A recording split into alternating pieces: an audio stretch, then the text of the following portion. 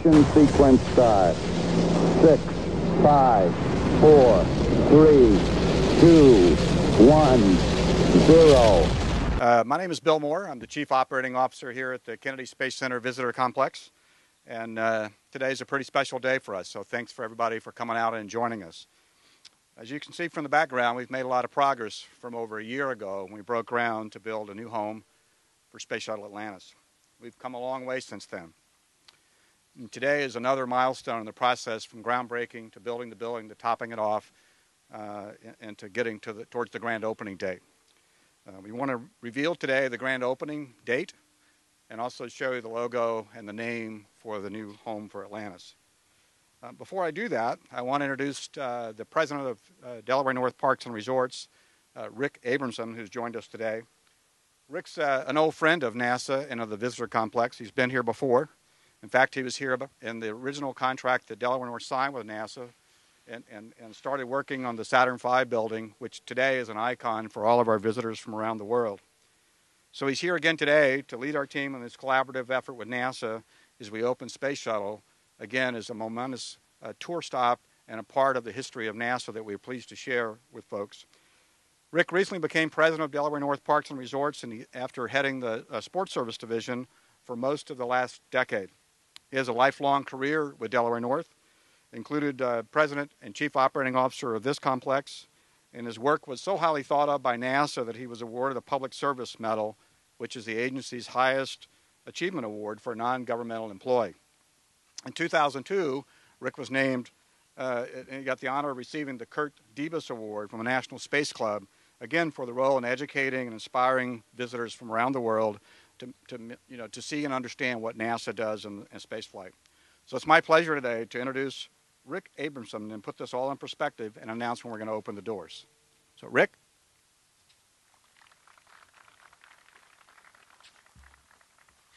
Well, if I seem a little nervous, I am. Whenever I get back here, my heart gets pumping. This is the first time I've been back here in an official capacity in over a decade, and just seeing the changes, seeing the new entrants, seeing everything that's gone on here has been something else. I'll tell you, I had the ability to be part of this here when the Saturn V came and we first took over the contract, and it was exciting. But nothing's more exciting now. Our challenge then was to tell people the NASA story and get them excited. Our challenge has not changed. In fact, our challenges may become a little more challenging. But we're here, and I'm excited to be here today. It's great seeing so many of my old friends and acquaintances and fellow Bavard people. It's great seeing old friends. Seeing Todd come back. You know, Todd is like the Moses, I think, of the space program now. I'm not sure. But he's certainly been here for a while, and though he hasn't changed, so much has changed. There's so many incredible improvements that you'll see here, and today is an opportunity for us to celebrate just another stop in our journey here at Delaware North to tell the NASA story. This stop today is at the new home of the Atlantis Space Shuttle. And this is all possible because of the vision of NASA, its Center Director, Bob Cabana, and I was just at the community, some of you were at the community breakfast, and you know, from the outside, and I was in Washington last week, and people do think that, you know, everything's closed in Bavard. It isn't. If you can see if people could be in that briefing today with the Center Director and see how the program's progressing and where we're going, it's very much alive. And through his vision, we have this facility right here. New facility for the Space Center Atlantis is really a symbol of the growth and excitement of the Kennedy Space Center and the visitor complex. You see the new entrance.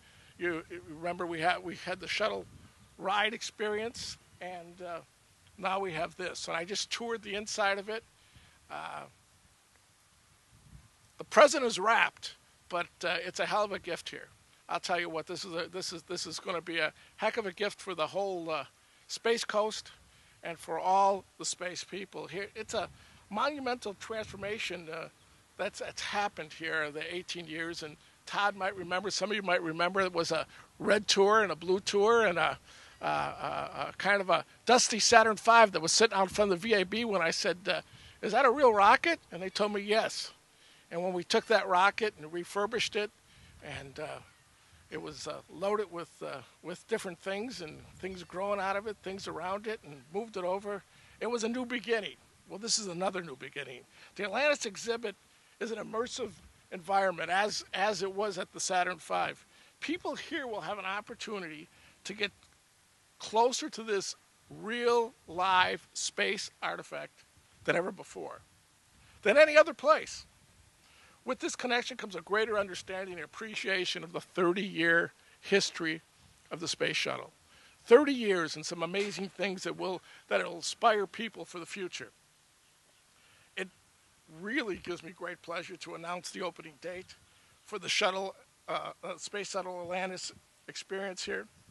The date, and put it in your calendar, is June 29th, 2013. That's just 128 days from now. We invite you to come and see it, to see what this tells the story, what happens here, and for you to experience this extraordinary building. From the Apollo Saturn V Center to the home of the Space Shuttle Atlantis, we're trying to bring extraordinary experiences and the incredible achievements of the space program to the guests of the Kennedy Space Center. I will tell you, matter-of-factly, there is no place on Earth that you'll be able to experience and showcase NASA and space exploration like here. To continue to tell the NASA story, past, present, and future. We're paving the day for the new space programs, and I'm excited as ever. Thank you very much.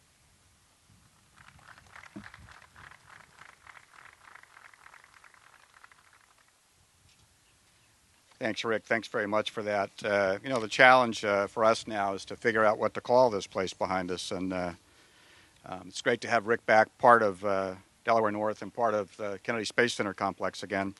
Let me give you a little bit of background about the process we went through to name the building and the exhibit about Atlantis. First of all, we worked very closely with NASA, and this probably sounds like something we say sort of automatically, but it's really true. We've been allowed to go in places that very few of those outside of the rocket launch system are allowed to go, to understand and really see what it's like to launch a shuttle into space. We've gained access to some remarkable men and women who cared for the shuttle for a long time, and for them, it's not a vehicle, it's not just a piece of hardware, it's part of their lives. And so for us, we had to come up with a way to recognize that in a name, which is not an easy job to do. We had one of our companies that we worked with was PGAV, which is a design firm out of St. Louis, Missouri. I'd like to take just a minute to recognize Mike Conzen today from their team who's here. He's the principal of PGAV Designs. He's the architect of the building and the designers of the logo that you're about to see today.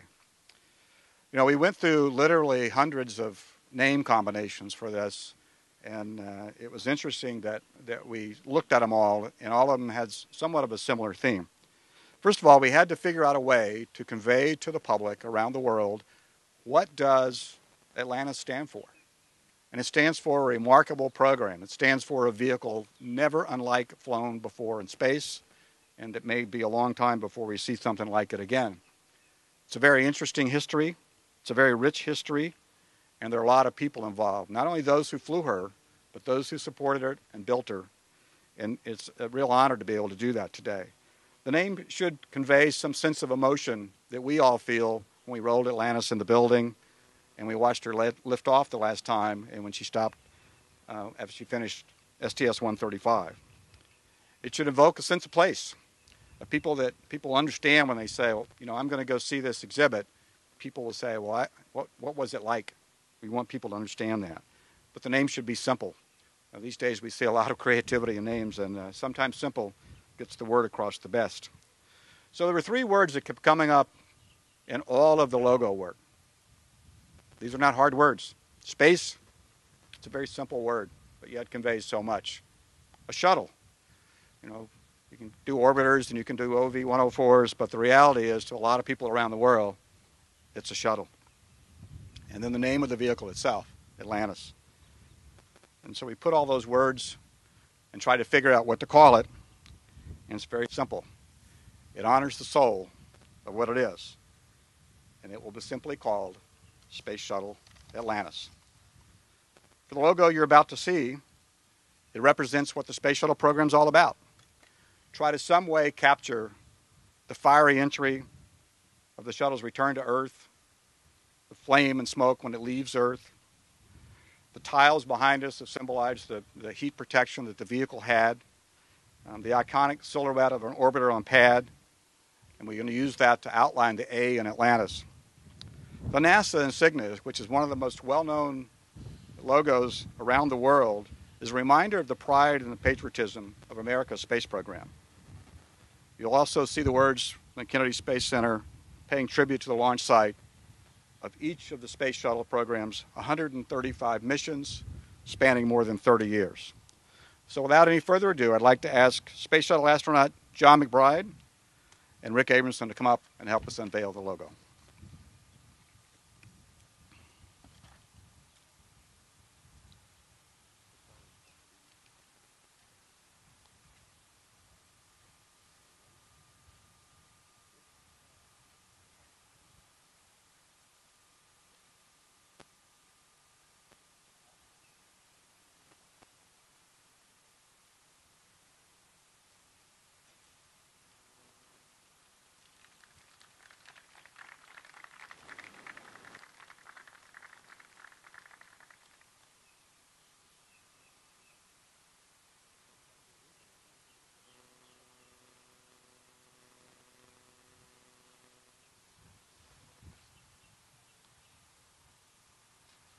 Back to where I was here.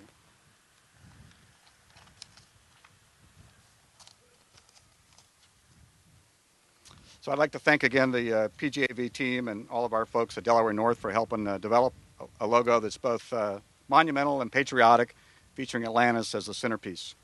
You'll start to see this logo on the big monument sign that'll be out here in front of the building, as well as on our retail and marketing materials in short order. So for a quick update on our construction process and where we are in getting the building ready to go, as Rick reminded us, only 128 days to get the building open. I'd like to introduce our Director of Project Development and Construction, Tim Macy. Tim? Thank you, Bill. Thank you, Rick. Thank you, Rick, especially for reminding me it is 128 days. There's no pressure on that. You guys have all been out here a bunch, and since we rolled over on November 2nd to where we all are today, there's been a lot of changes in here, and I can't wait to show you what's going on. A couple of dates to understand. We are going to be open on the 29th of June to the public.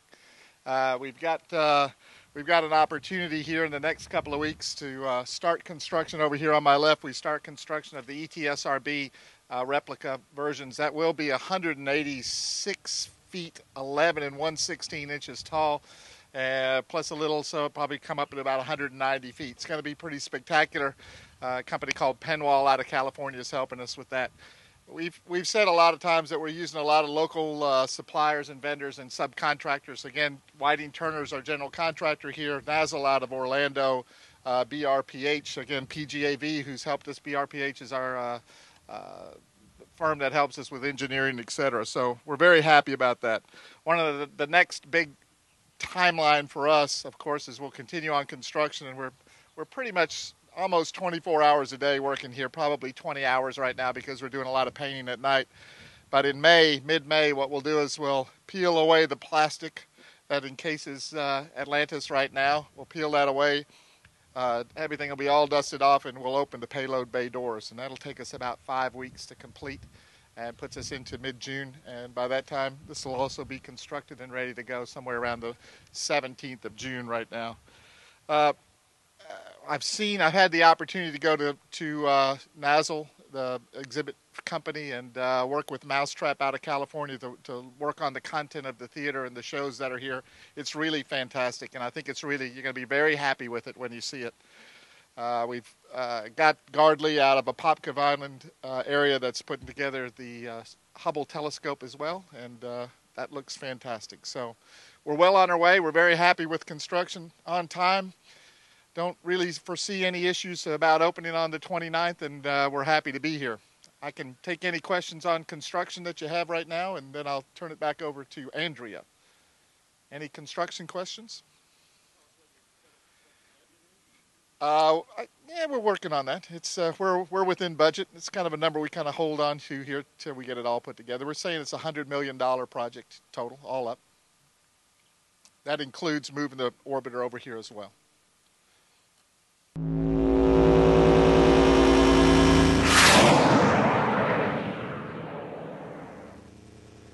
Ignition sequence start. 6, 5, 4, 3, 2, 1, 0.